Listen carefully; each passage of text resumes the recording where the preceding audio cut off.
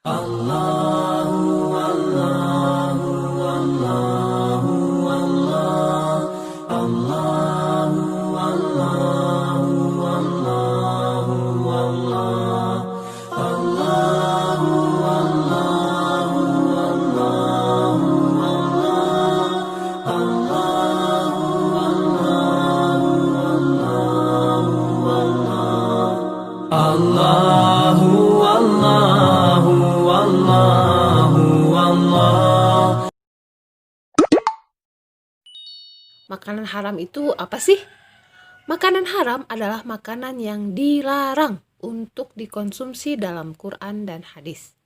Sebagai contoh, Allah menjelaskan dalam Al-Quran surat Al-Maidah ayat 3 bahwa kita sebagai seorang muslim itu dilarang, haram untuk mengkonsumsi bangkai, darah, daging babi, daging hewan yang disembelih tanpa menyebut nama Allah, daging hewan yang tercekik, terpukul, yang jatuh, yang ditanduk, yang diterkam binatang buas, juga yang disembelih untuk berhala.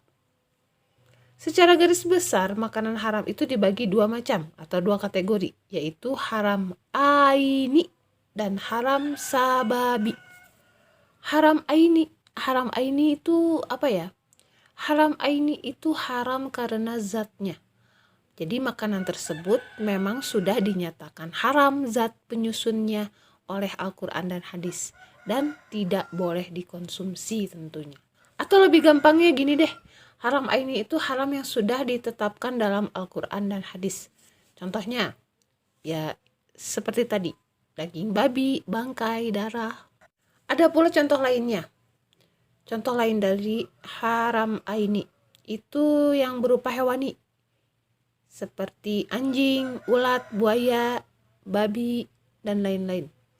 Ada juga yang berupa tumbuhan, nabati ya, seperti ganja, kecubung, serta daun yang beracun. Atau yang berasal dari perut bumi, apabila dimakan itu akan membahayakan hidup kita. Seperti timah, aspal, logam. Lanjut, ada haram sababi. Haram sababi itu haram karena ada sebabnya. Jadi ingat-ingatnya sabab itu sebab. Misalnya, makanan yang tadinya halal bisa berubah menjadi haram karena dimasak memakai minyak babi misalnya. Atau makanan itu menjadi haram karena diperoleh dari hasil mencuri, menipu, korupsi, judi, atau hasil menjual minuman keras, hasil riba, dan lain-lain. Dari sini kita bisa menyimpulkan jenis-jenis makanan apa saja yang diharamkan oleh Allah. Yang pertama, bangkai binatang, kecuali ikan dan belalang. Yang kedua, darah. Yang ketiga, makanan yang menjijikan, seperti kecoa, lalat, tikus, kecoa. Yang keempat, daging babi, udah jelas itu. Yang kelima, binatang yang disembelih tidak atas nama Allah. Keenam, makanan yang membahayakan seperti racun. Ada yang suka racun? Enggak kan? Kemudian makanan basi. Kemudian hewan buas yang bertaring. Itu juga tidak boleh, haram.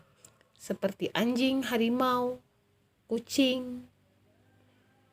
Ini dijelaskan dalam hadis riwayat Muslim. Semua hewan buas yang bertaring maka memakannya adalah haram. Kemudian selanjutnya ada juga semua burung yang memiliki cakar yang digunakan untuk membunuh dan memakan mangsanya, seperti elang dan raja wali. Kalau ayam gimana? Kan ada cakarnya. Bukan cakar itu mah, ceker. Lagian ayam itu kan bukan burung. Oke, lanjut. Memakan makanan haram akan berakibat sangat fatal. Pertama, menutup pintu-pintu kebaikan. Jadi makanan haram itu akan menutup pintu-pintu kebaikan. Jika yang haram masuk dalam tubuh, beredar dalam darah, jadi daging akan menutup kebaikan. Contohnya, jika yang haram menutup pendengaran, azan berkumandang pun gak kedengeran, gak tembus ke dalam hatinya. Padahal tetanggaan sama masjid. kalau seandainya masuk ke mata akan sulit melihat yang baik-baik. Kalau yang buruk-buruk cepat. Dan yang paling bahayanya, jika makanan haram ini diberikan kepada keluarga, kepada anak-anak, maka makanan haram ini akan menjadi cikal bakal generasi yang tidak soleh. Karena akan sulit sekali mereka beramal soleh. Jadi malas ibadah, jauh dari Allah. Wah, fatal banget kalau ini. Selanjutnya, makanan haram akan merusak kesehatan. Ini udah jelas. Jelas banget karena makanan haram ini biasanya nggak baik untuk kesehatan. Kemudian doa tidak terkabul. Wah, doa jadi tertolak.